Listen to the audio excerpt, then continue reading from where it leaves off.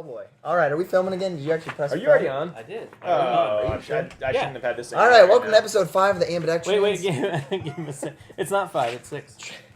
We're on what? Trump And it's not 2020. ambidextrians. What do you mean it's 6? Abadarians. A, B, C, D, E, F. Freaking country. You are the worst Ravenclaw ever.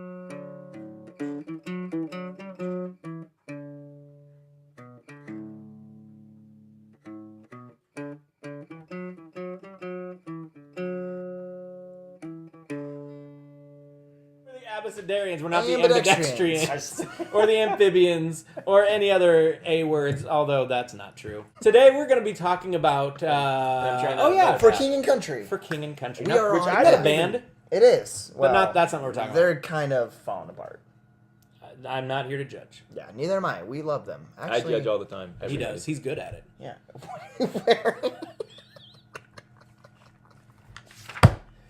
This hat doesn't work because I can't hear. It like. Do you have ever worn one? I don't you have one of these. You can't hear anything. I don't think the hat's working. I had no idea. I'll try. Okay. All right, I went on to my notes for Uriah, which look like this. Oh, I love this story though. Great, Oh, because okay, I then need to read you it. get to I need do to this read it while you're doing it. Lightning recap, and this one will be lightning because it's a very short story. So Uriah is one of my favorite characters in the Bible. That's the story. All right, what do The you guys end. think? I think you did really well. Lightning recap. Here we go. You've got the story for King and Country, and we are focusing on Uriah and King David just a little bit, just for some context. King David, king of the Israelites, sending his nation to war, sends them out, and then as he is supposed to do, the king is supposed to go to war with the nation that is fighting. That was custom.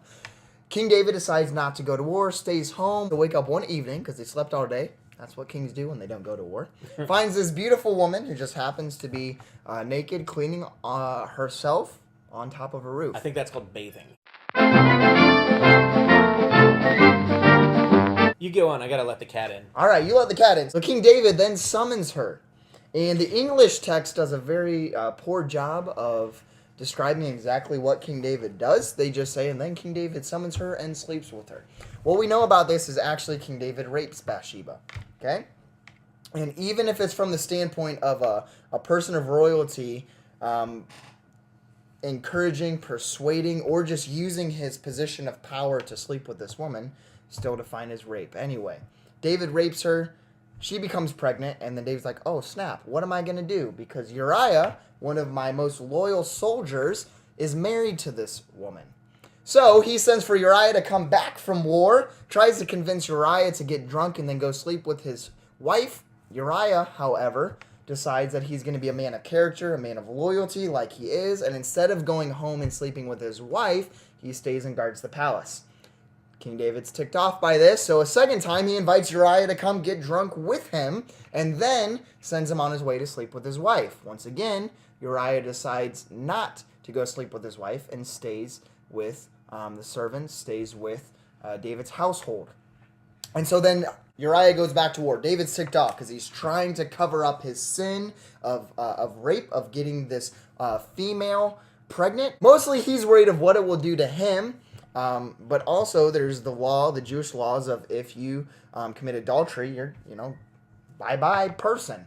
And so all of that fun stuff. So he then sends words to his person Joab, who is running the war down with the Ammonites. He is in charge of the army. Tells them at the next opportunity, send Uriah to the front lines, kill him off so that I don't have to deal with him anymore. Long story short, Uriah gets killed, word gets sent back to David. David then marries Bathsheba, and here we are. I'd say that's the fastest recap we've ever had.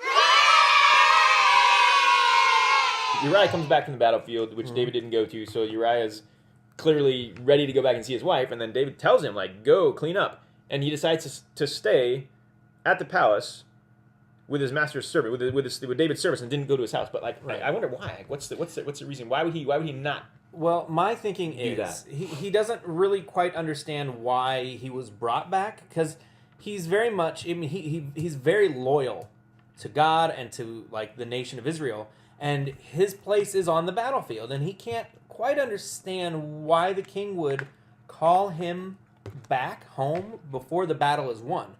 And so, but he's loyal enough that he doesn't question it.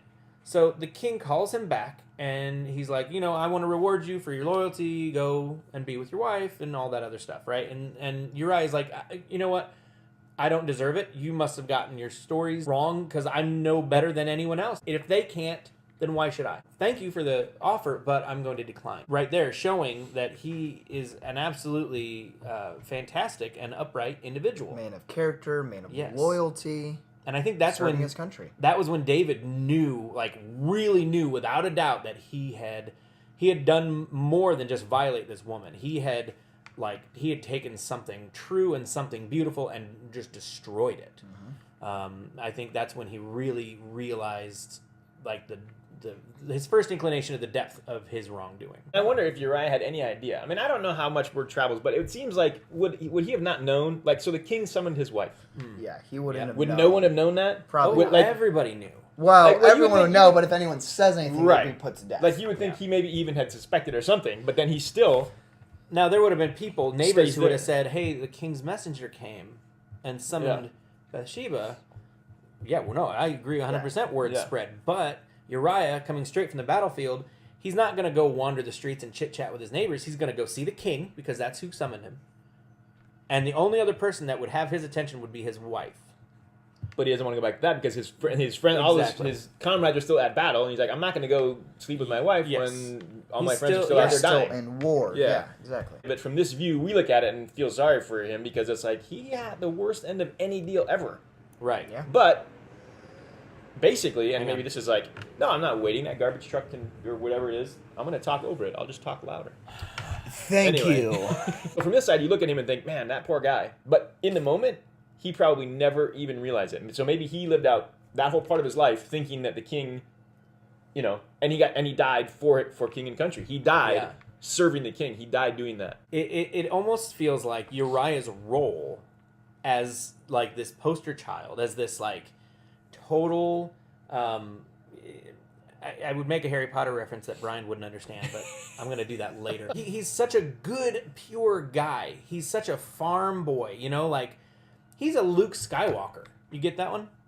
You've seen Star Wars, right? Yeah, I have seen, Luke Skywalker. He's so eager to serve in an important way that even if his death can serve that purpose, he's willing to do it. So I feel like he didn't know what was in the message, but I feel like he probably pieced a few things together when he delivers this message to Joab, and then all of a sudden the marching orders come in, and he realizes this is a big change from what they were planning while I was away. And now, I'm guessing what I handed over to him was instructions for some attack, and now I'm part of that, and I'm at the front end of that, and then he probably is putting two and two together. And I think Uriah went to his death knowingly and with a pretty decent understanding of what had happened and why he was dying. Maybe he was honored because to lead the charge might have been another honoring of the like you're the first one in there. Yeah, and again, know. it's just him saying, Yeah. look, if I have to die for king and country, Yeah. all other things aside, I will do this. And what's crazy about the ending of the story is I grew up believing, based on VeggieTales, that Uriah was the only one affected on the front lines by this. Yeah. Like, I grew up believing the story that then Yeah. everyone else drew back, and all of a sudden, Yeah. all the arrows just hit Uriah.